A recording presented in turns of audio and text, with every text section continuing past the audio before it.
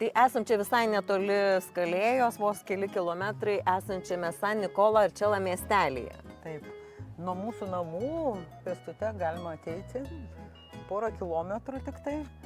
Labai mėgstu atvažiuoti vakarais, taip, varpai kokie puikus, ir palydėti saulę. Tai yra nuostabi panorama, nuostabi panoraminė aikštelė, apsauginė pilis. Mūsų puikus San Nikolos pliažai, arka. Matote, tenais yra laiptai. Aha. Tai į tą žymę vieną iš gražiausių paplūdimių tie laiptai veda. Aišku, vasaros metu labai daug žmonių, labai daug norinčių, tai įėjimas yra mokamas ir tik pusę valandos leidžia pasimaudyti.